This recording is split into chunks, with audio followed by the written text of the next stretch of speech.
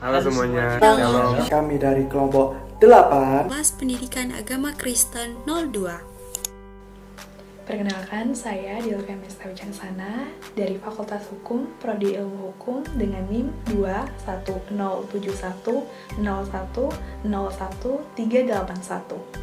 Perkenalkan, nama saya Samuel Julianto Tuyuwali dengan NIM 2102103030020 dari Prodi Pendidikan Geografi. Perkenalkan, nama saya Adriana Emanuela Ignacia Matatula dengan NIM 21091010163 dari Program Studi Ilmu Hubungan Internasional. Perkenalkan, nama saya Bisma Budiatmaja dengan NIM 210710101435 dari Program Studi Ilmu Hukum. Perkenalkan, nama saya Dimas Wijaksono dengan NIM 210710101296. Saya dari Fakultas Hukum dengan Prodi Ilmu Hukum. Ada beberapa banyak berita terkait aborsi yang ada di Indonesia. Kasus aborsi di Indonesia kebanyakan 63% dilakukan oleh remaja yang berhubungan seks di luar nikah. Jadi sekitar ada 3 juta kasus aborsi yang ada di Indonesia. Selain itu, kasus aborsi di Indonesia kebanyakan dilakukan oleh umur di atas 19 tahun dengan pendidikan minimal SMA sampai dengan perguruan tinggi. WHO mencatat setiap tahun hampir setengah dari semua kehamilan, yaitu sebanyak 121 juta tidak diinginkan.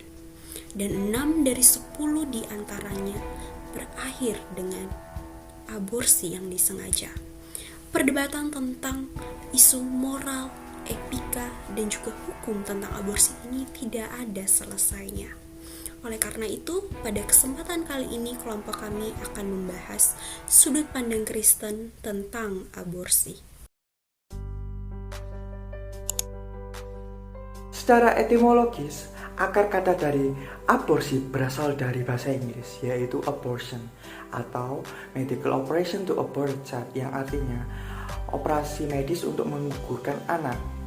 Sedangkan dalam bahasa Latin, aborsi disebut juga dengan abortus yang berarti gugurnya kandungan. Secara terminologi, aborsi didefinisikan sebagai pengeluaran janin secara paksa dari dalam kandungan sebelum janin tersebut mampu hidup di luar kandungan, yaitu pada 28 minggu pertama dari kehamilan. Dalam medis, aborsi adalah berakhirnya suatu kehamilan seorang wanita tanpa disengaja maupun disengaja dikarenakan ketidakinginan janin tersebut untuk keluar dari kandungan.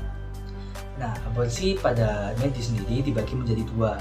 Yang pertama yaitu aborsi spontan, dan yang kedua adalah aborsi buatan. Untuk aborsi spontan sendiri, ini adalah aborsi yang dimana terjadi secara alami tanpa bantuan atau upaya-upaya dari luar. Sedangkan untuk yang tidak spontan atau buatan, yaitu aborsi yang dilakukan dengan sengaja dengan upaya-upaya dari luar untuk menggugurkan kandungan tersebut. Alasan terjadinya aborsi secara non-medis. Aborsi selain dilakukan oleh wanita yang berstatus menikah, juga yang single atau belum menikah dengan berbagai alasan. Anehnya, lebih banyak wanita hamil melakukan aborsi dengan alasan non-medis dibandingkan dengan medis, seperti 1. Demi karir. Yang kedua, tidak cukup waktu untuk merawat anak. Yang ketiga, pria yang menghamilinya tidak bertanggung jawab. Dan yang keempat, malu dan takut dikucilkan. Ada pula alasan lain terjadinya aborsi secara non-medis. Yang pertama, kehamilan yang terjadi belum dikehendaki. Artinya, wanita yang bersangkutan masih belum siap untuk menjadi ibu. Yang kedua, umur anak dan kehamilan terlalu dekat. Yang ketiga, kehamilan yang tidak disetujui oleh keluarga. Banyak orang menentang tindakan aborsi yang dilakukan oleh wanita. Namun, dalam beberapa kasus tertentu, ternyata aborsi diperbolehkan, asalkan ada alasan medis tertentu. Berikut merupakan alasan medis diperbolehkannya melakukan aborsi. Alasan yang pertama, karena bayi cacat. Melalui pemeriksaan ultrasonik, ahli medis dapat mendeteksi apakah bayi yang ada dalam kandungan beresiko cacat atau tidak. Jika resiko cacat cukup tinggi, Biasanya dokter menyarankan untuk melakukan aborsi, sebab jika dipaksakan untuk lahir, bayi tersebut akan menderita atau bahkan langsung meninggal. Alasan kedua adalah kondisi kesehatan ibu. Kondisi medis yang terjadi selama kehamilan mungkin bisa membahayakan nyawa sang ibu. Penyebabnya bisa jadi karena kehamilan itu sendiri atau penyakit lain seperti kanker yang baru terdeteksi. Dalam kondisi seperti ini, ibu diberi pilihan untuk tetap menjaga janin yang ada dalam kandungan tetapi nyawanya terancam, atau melakukan aborsi demi menyelamatkan nyawa sang ibu. Untuk resiko-resiko aborsi ini, ada banyak resiko yang dapat dihadapi oleh seorang wanita untuk melakukan aborsi. Untuk aborsi itu juga memiliki metode. Yang pertama ada metode obat-obatan, yang kedua ada metode tindakan medis. Nah, dari kedua metode sendiri memiliki resiko yang sangat besar. Yang pertama, ada kematian dikarenakan infeksi, ada kematian dikarenakan pendarahan yang hebat, ada juga resiko sobek rahim, ada juga resiko kanker hati, kanker payudara, dan masih banyak resiko lain yang akan dialami oleh seseorang. Dikarenakan semakin bertambahnya umur, maka proses aborsi akan semakin sulit dihadapi oleh seorang wanita yang akan melakukan tindakan aborsi tersebut. Aborsi akibat pemerkosaan secara khusus diuraikan lebih lanjut dalam Peraturan Pemerintah Nomor 61 Tahun 2014 tentang Kesehatan Reproduksi sebagai aturan pelaksanaan UU Kesehatan. Dalam pasal 31 peraturan tersebut dinyatakan bahwa tindakan aborsi hanya dapat dilakukan pada usia kehamilan paling lama 40 hari dihitung dari hari pertama haid terakhir berdasarkan surat keterangan dokter. Selain itu, dalam pasal 34 ayat 2B juga disebutkan mengenai syarat menjalani aborsi, yaitu adanya keterangan dari penyidik, psikolog, atau ahli yang membenarkan dugaan telah terjadi pemerkosaan. Oleh karena itu, korban perlu sesegera mungkin melaporkan kejadian pemerkosaan ke kantor polisi terdekat. Sikap iman Kristen tentang aborsi.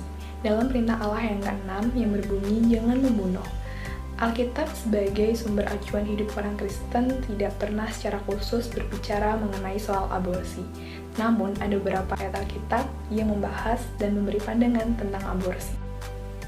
Ayat yang pertama, Yeremia 1 ayat 5, memberitahu kita bahwa Allah mengenal kita sebelum Dia membentuk kita dalam kandungan. Ayat yang kedua, Mazmur 139 ayat 13-16 berbicara mengenai peran aktif Allah dalam menciptakan dan membentuk kita dalam rahim. Yang ketiga, tindakan aborsi menghambat lahirnya generasi baru. Dengan membiarkan janin tersebut diaborsi, maka kita telah menghambat lahirnya generasi baru. Begitu juga sebaliknya, jika kita membiarkan janin tersebut untuk tetap hidup, maka itu berarti kita telah memberikan jalan bagi keberlangsungan kehidupan generasi baru. Sebagaimana yang tercatat di dalam Ulangan 30 ayatnya yang ke-19. Yang keempat adalah sudut pandang Kristen tentang aborsi yang dilakukan dengan adanya alasan medis.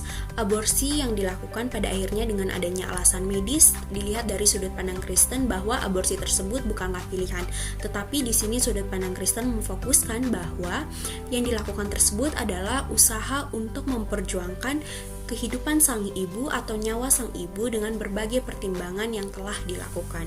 Yang kelima adalah pandangan Kristen tentang aborsi yang dilakukan oleh korban pemerkosaan. Kehamilan yang terjadi karena hasil pemerkosaan dapat menimbulkan stres, depresi, dan juga trauma. Korban dari pemerkosaan seringkali memilih untuk melakukan aborsi. Dari sudut pandang Kristen, apakah aborsi dapat dilakukan dalam kasus seperti ini? Jawabannya adalah tidak.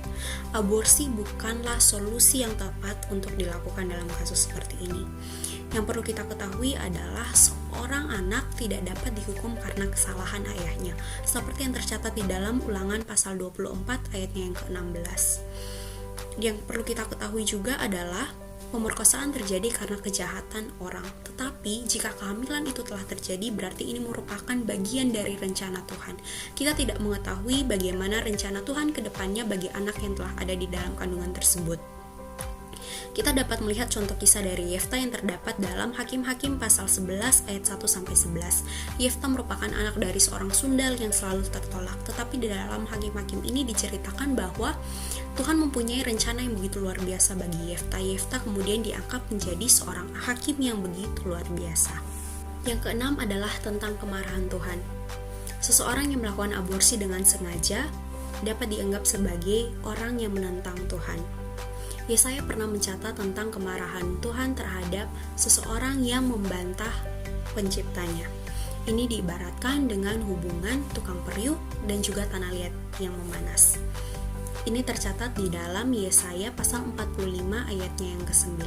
Ini berarti bahwa seseorang yang melakukan aborsi dengan sengaja tentunya akan membuat Tuhan sangat marah. Sekian penjelasan dari kami. Tuhan Memberkati. memberkati.